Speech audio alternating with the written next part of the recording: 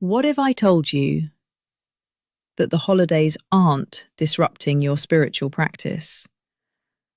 They're actually revealing what kind of practice you really have. By the end of this video, you'll understand exactly how to navigate the tension between maintaining your routine and honoring the season of celebration.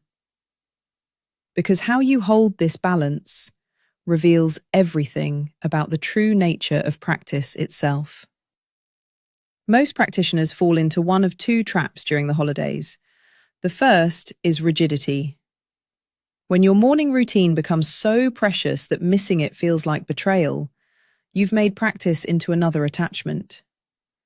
The Yoga Sutras call this out directly in Ishvara Pranidhana, surrender even of the outcomes of practice.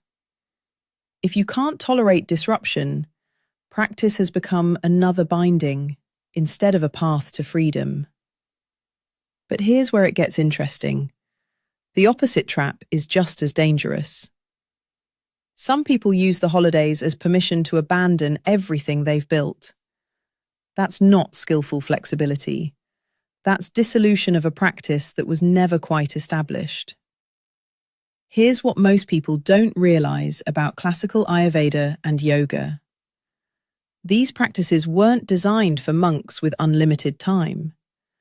The Dinacharya literature addresses the householder, the person with family, work, and social obligations. The traditions expect interruption. They expect competing demands. What they also expect is the capacity to begin again, without dramatizing the gap or using it as evidence of failure. So what's the solution? Before disruption arrives, identify your irreducible core, your minimal viable practice. For some, it's 3 conscious breaths upon waking. For others, a moment of presence before eating. The specific minimum matters less than identifying it. What cannot be sacrificed?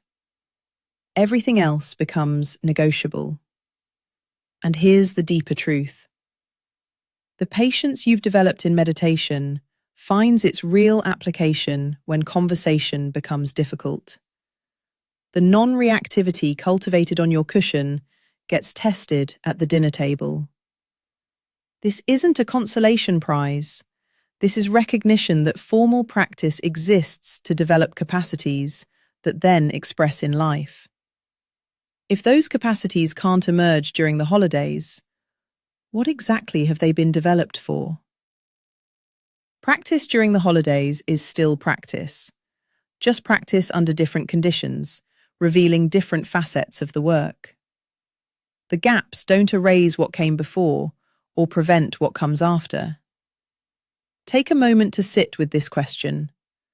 What would your holidays look like if you saw them not as interruption, but as extension of your spiritual path?